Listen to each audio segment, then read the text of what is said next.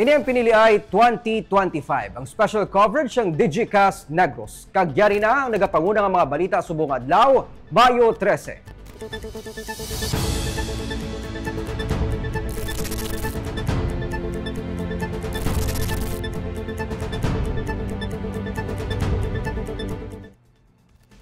Pila ka oras matapos magtakop ang pinili ay Bulkan Kanlaon liwat nga nag-alboroto kainas ang kagahon. Madamol nga mga abo ang nagtupa sa La Carlota City. FIVOX nagpaandam sa mga LGU nga manginhanda in kaso nga ipasaka sa Alert Level 4 ang bulkan. Ma-report si Romeo Subaldo.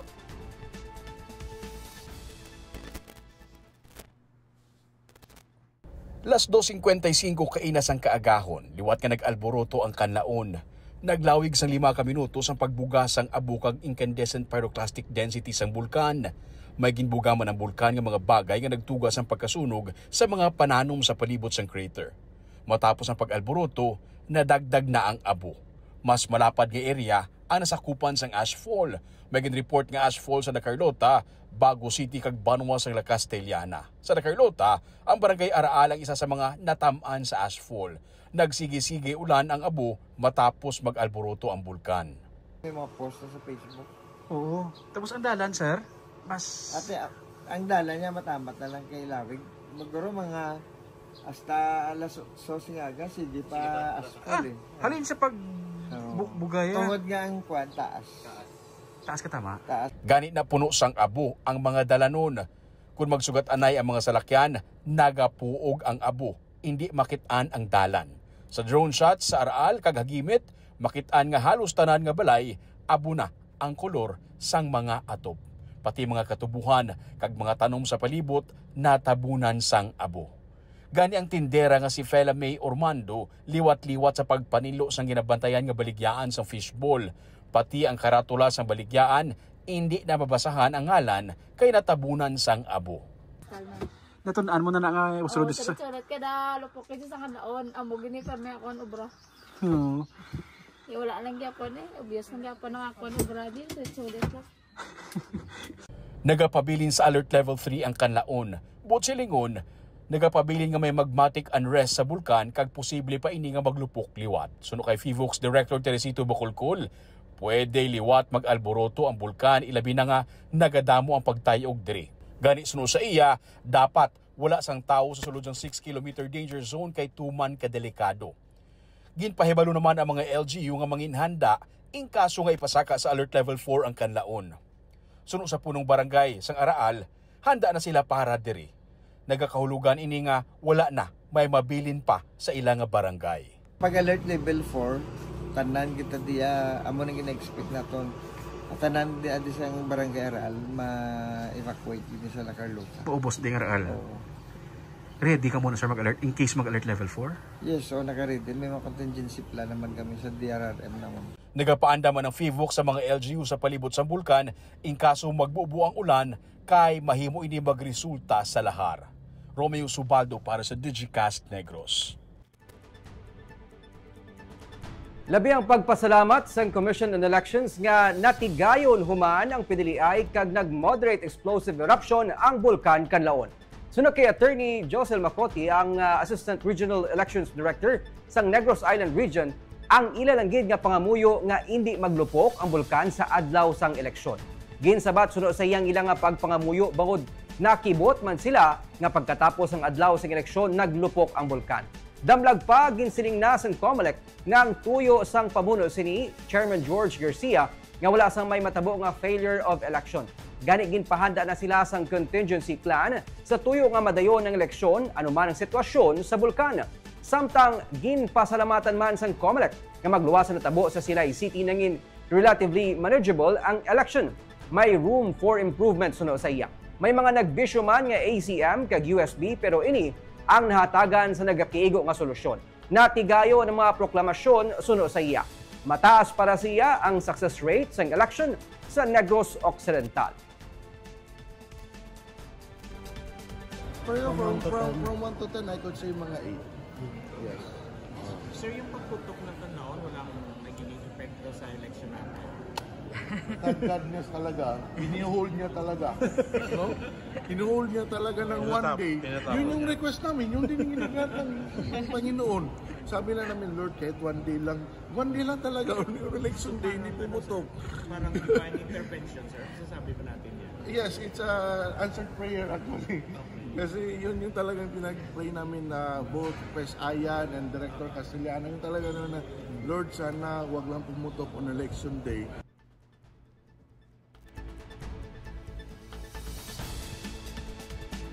Nagdangat 11 ka mga banwa kag syudad sa Negros Occidental lakip na Bacolod ang apektado sang ashfall sa liwat nga maglupok ang bulkan kanlaon. Isang barangay Miranda sa banwa sa Hinigaran nga naka-eksperyensya sang ashfall nga nagsugod las 8:30 sang aga. Magluwa sa Miranda naka-eksperyensya man sang ashfall base sa report sang Provincial Disaster Risk Reduction and Management Council. Ang 20 pa ka mga barangay sa banwa sa Pontevedra, Bilog nga San Enrique, napulo ka mga barangay sa Bago, 4 ka mga barangay sa Lacasillana, kag 8 ka mga kabarangayan sa La Carlota City. Samtang ang Bacolod DRMO napagwaman sang advisory angot sa paglaptas sang abo sa pila ka mga barangay sa Bacolod sining nga hapon. Mahimo ang mabaskog nga ulan ang nagdala sang abo gikan sa paglupok sang bulkan. Apektado man sang ashfall ang San Carlos City, banwa sang Binalbagan, San Enrique, Valladolid kag Murcia.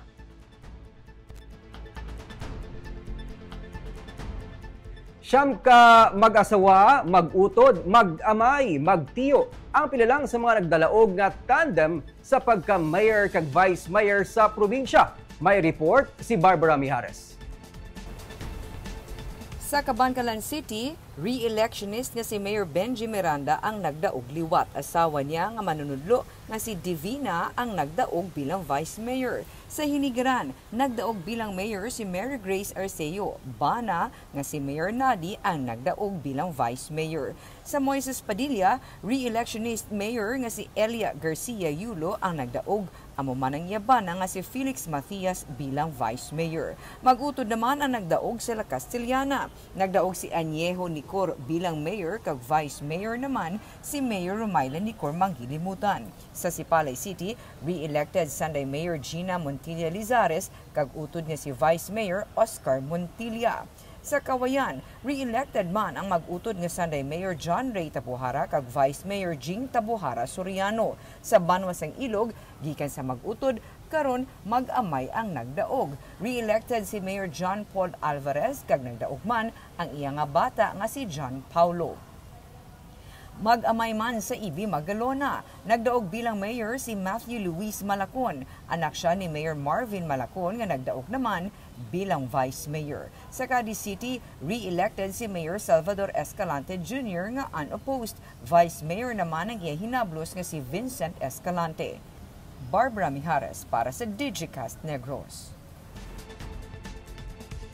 Nahuman na ang mga proklamasyon sa Negros Occidental. May mga bag-o nga magapungko sa pwesto kag ginasiling magabag-o man sa dagway sang politika sa ilang nga mga lugar. Sa Bago City, ginproclaim si Mayor-elect Marina Mayet Havillana Yao. Iya ginluto si Vice Mayor Ramon Torres nga pila ka termino nga nagpangalagad alkalde kag vice-alkalde sa Bago. Sa La Carlota City, anay konsehal nga si Jose Luis Halandoni ang nagdaog sa mayoral race. Ginperde niya si Mayor Rex Halanduon. Sa Isabela, baguhan nga si Miguel Angelo Yulo ang nagluto sa kay Vice Mayor Juan Miguel Montilla sa mayoralty race. Nagbalik bilang mayor sang Valladolid si Ricardo Presbitero. Iya ginluto si Vice Mayor Roel Yugore. Sa Binalbagan, magabalik man bilang mayor si Manuel Aranda matapos niya ginluto si Mayor Alejandro Bebot Merasol. Sa Talisay City, ginproclaim Mayor-elect si Attorney Rowena Lizares, tiayo ni Mayor Neil Lizares. Siyang pinakauna nga babae nga magaserbe alkalde sang syudad. PRO-NIR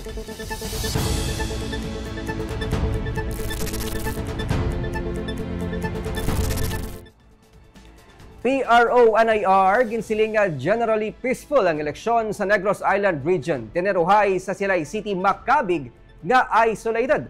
Apesar sa nagluntad nga tineruhay sa syudad sang Silay, Negros Occidental sa adlaw sang piniliay, ginakabig sa gihapon sang Police Regional Office Negros Island Region nga generally peaceful ang nagtakop nga piniliay. Ginsiling ni Regional Director Police Brigadier General Arnold Thomas Ibay nga magluwas sa nagluntad nga pagpanglutang sa Silay, nagapabilin nga kalmado kag masulhay ang pagpatigayon sang 2025 national kag local elections sa bilog nga Negros Island Region. Dugang paniibay nga hilway nga nakaboto ang mga botante sa tanan nga lugar sa Negros Occidental, Negros Oriental kag Siquijor. Ginpanginbulahan man ni Ibay ang tanan nga mga security forces, election officials, volunteers, tanan nga mga concerned agencies kag residente sang rehiyon sa ilang nga pagbuylog kag pagbulig nga manginmatawhay ang piniliay.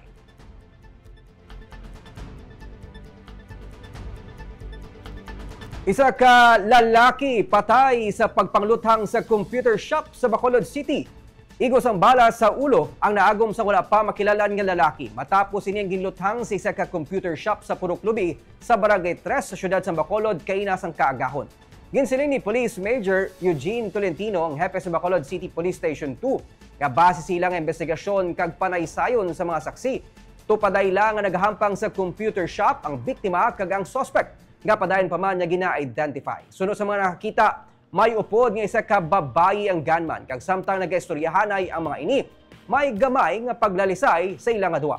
Ginpahayag man ni Tolentino nga ang biktima nga yara sa tupad sang suspect kag sang babayi ang ilaman niya ginpabati-batian matapos ini. Nagdesensyang suspect nga manghihi kag naglakat apang siya pagbalik iya nagagilayon niya gintiro ang biktima. Ginabulubanta sa kapulisan nga nagaedad 38 tubtob 40 anyos sa biktima. Nagasuksok sang itom nga shorts, t-shirts kag sang magluntad ang krimen.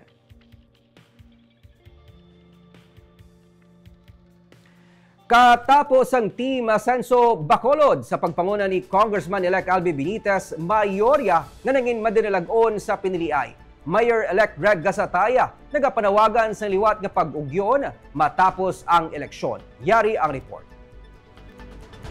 Wala man nalabot sang Team Asenso Bacolod, yung ginapangunahan ni Mayor Albi Benitez kag karon elected congressman sang syudad ang ginahandom nga 16-0, pero mayorya sa ila ang madinilag-on sa piniliay. Ginsiling sang alkalde nga ila kadalagan patimaan lang nga husto ang ilang mga proyekto kag programa nga ginatagaan prioridad para sa syudad. Maybe we have to review kung ano ang gina-message ang aton nga mga botante that it was just a 15-1 resulta. So, anong mensahe mo sa Pumuluyo? Well, ang validation ni sa atong mga programa gintukod, and we will continue sa tanang amon nga ginimo. And together with Team Asenso, of course, our Mayor-elect Greg Gasataya, I have no doubt nga mapadayon ni aton nga mga ginimuan, and we will even expand it. Liwat na ginlutos ni Benitez sa congressional elections ang anay nakasumpong sa mayoralty elections nga si anay Mayor Evelio Leonardia. Malipayon man sa ilang proklamasyon sanday Mayor-elect Greg Gasataya kag elected Vice Mayor Claudio Puentevella. Panawagan ni Gasataya ang liwat nga pag-ugyon sang tanan matapos ang piniliay. Elections is one day. Let's all work together for Bacolod City because kinanglan ta nga mag-isa because the moment nga hindi ta magbuligay for Bacolod City, apektado ang syudad. So regardless of whatever colors we all came from, what is important na makabuligay kita for Bacolod City. We thank everyone, especially the media, who has been part of our journey, who has been part of our campaign. Salamat gid nung ginatagan nyo kami chance to show our platform and to be, right in front of our constituents. Kabahin sa mga elected city councilors, sanday anay councilor kag incumbent Barangay Singkang Airport punong Barangay Cesar Distrito, incumbent councilor Israel Salanga, Ang, Tadi Saison, Jason Villarosa, Celia Flor, Pau C, Al Victor Espino, Anay Councilor Bobby Rojas, Wilson Gamboa Jr., Dindo Ramos kag Comer Baez. Nico Delfin para sa DigiCast Negros.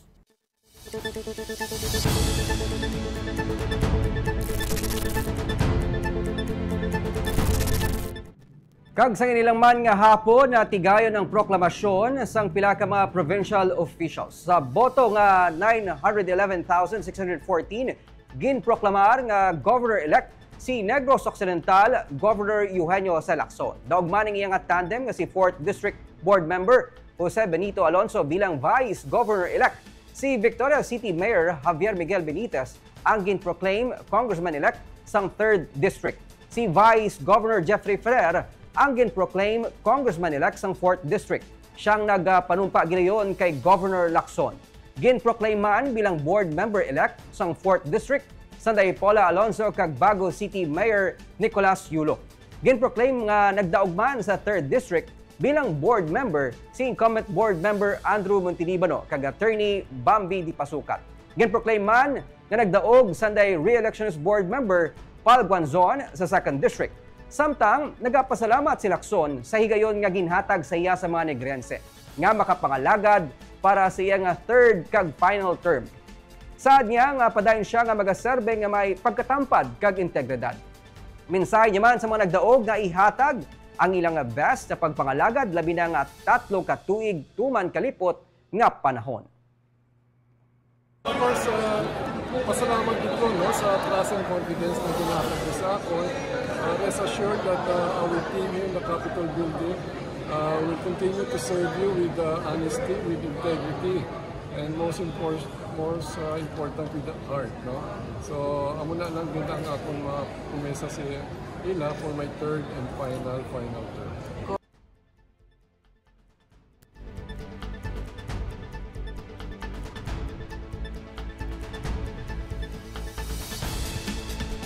Samtang ginakabig nga anay lone wolf sang Konseho sang Bacolod handa nga magkompromiso siya nga liwat nga pagbalik sa pwesto. Nagaisanon liwat nga nakalusot kag nagdaog bilang elected city councilor si anay Councilor Wilson Gamboa Jr. nga nagapangsyam sa 12 ka mga elected councilors. Kilala si Gamboa bilang lone wolf nga sadto nagaisanon man nga may diid nga nagausisa kag nagapamalabag sa mga proyekto kag programa sang tinilikdan nga administrasyon nga hindi niya mauyunan. Pero iya ginpahayag nga mas luyag niya karon nga matagaan katumanan ang ginaduso nga mga advokasya sa konseho. Ganihanda siya nga magkooperar kag magkompromiso kon kinahanglan agod matigayon ang mga maayo nga tinutuyo sa incoming administration. Masubo man sa iya nga napaslawan niya mga kaupdanan sa idalom sang Team LCID pero ginapaabot niya ang maayo nga panghimanwa kaupod ang konseho. This time I will be more forward-looking, developmental approach. Nga kung sa din pagid ako makabulig bala. Maybe compromising. For as long sa nakita ko, it will be good for the city of Bacolod. Compromising. Not simply a lone wolf or a lone opposition or a lone ranger. Kag amoyad tong top story subong adlaw para sa Piniliay 2025. Ako si Nico Delfin.